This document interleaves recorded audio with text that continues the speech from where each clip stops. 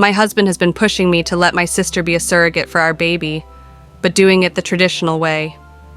I stood in my kitchen staring out the window, my mind a million miles away. I couldn't take the tightness in my chest and the weight of what my husband had suggested to me. My husband David and I have been trying to have a baby for years, but our last visit to the hospital provided the final nails in the coffin after telling us that it wasn't ever going to happen. I was devastated, but my husband didn't seem too upset because he suggested we had options. I couldn't believe what he was asking of me, not only me, but also my sister.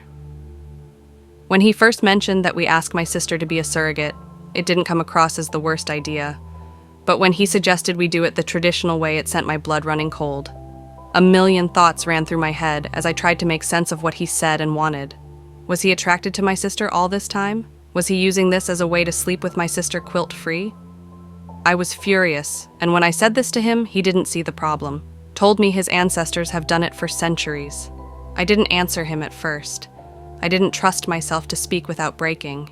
It was as if David, the man I'd known and loved, was suddenly a stranger.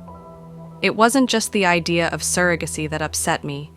It was the way he spoke about it, like it was part of some long-forgotten tradition. He wasn't talking about clinics or doctors. He wanted Emily to conceive with him naturally. I couldn't wrap my head around it. My sister, with my husband, to give us the child I couldn't have? The thought made me sick. David had been calm, almost too calm when he explained it. He said it was the family's way, something his ancestors had always done to keep the bloodline strong. The more he talked, the more I felt like I didn't even know him anymore. It wasn't just old-fashioned, it was disturbing. I tried to talk to Emily, hoping she'd be as horrified as I was. At first, she thought it was a joke. But when I told her how serious David was, her face changed. She admitted that he'd already spoken to her about it. She had hoped he'd drop the idea if I wasn't on board. Now we both knew it wasn't going away. Anger burned in me. How could David even suggest this? The thought of him with Emily was unbearable, but there was something else, too, something darker lurking underneath his words. I couldn't shake the feeling that there was more to his plan than just having a child. I started digging. I went through his things, looking for anything that might explain what was going on. That's when I found the old family records. At first, it seemed like harmless genealogy, but the deeper I looked, the stranger it got. There were symbols I didn't recognize, notes about bloodlines and fertility, and then I found something that chilled me to the bone.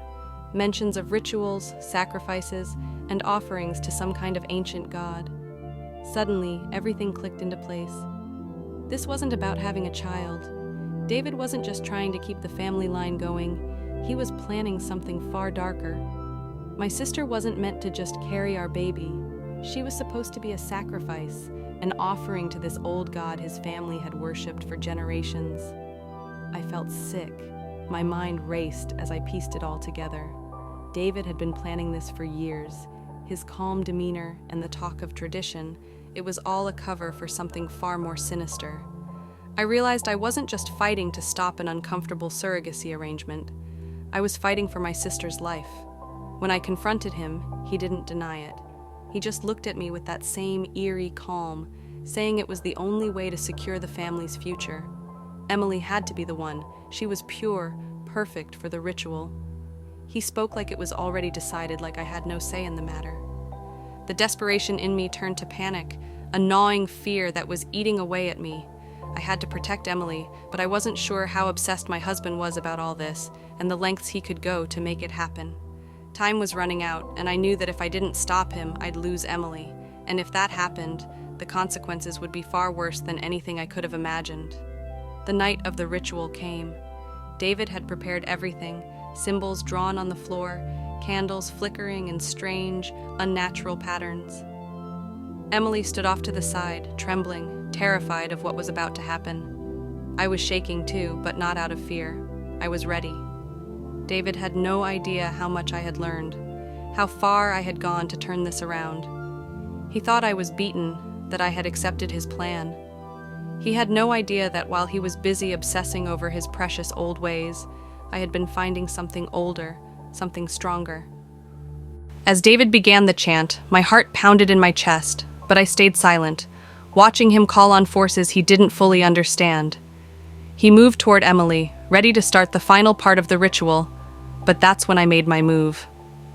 I spoke words he wasn't expecting, words I had learned from the darkest parts of those ancient texts. They weren't meant for me to say, but I had learned to twist the ritual, bend it to my own will.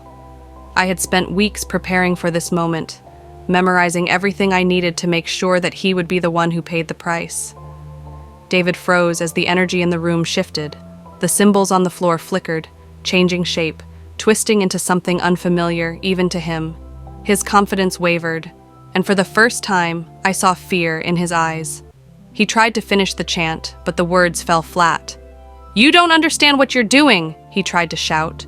His control over the ritual was slipping. The power he'd summoned didn't care for tradition or purity. It was only looking for one thing, the perfect vessel. David gasped, his face twisted in shock. The ritual had shifted, and he was no longer the master of it. He tried to stand, but his body convulsed again, and he fell to his knees. His hands pressed against his belly as something inside him began to swell, pushing outward. The horrifying realization dawned on him. The life he had intended for my sister was now growing inside him. I watched as his belly expanded, stretching his skin tight. The weight of it grew, heavy and undeniable. He looked up at me, his face pale, desperate for a way out, but there was none. The spell had made its choice. David, the man so obsessed with controlling his bloodline, was now the one carrying it. The look of terror on his face was all I needed to know. He understood, and there was no escaping it. He was pregnant. 9 months later, David was a shadow of the man he used to be. His once proud posture had crumbled under the weight of his massive, swollen belly. His skin stretched tight and marked with deep stretch marks.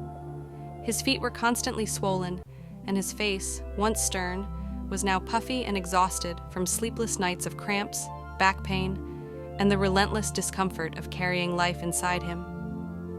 He had gone through every stage of pregnancy, morning sickness that left him heaving, strange cravings, and the unpredictable mood swings that left him either weeping or raging at the smallest things.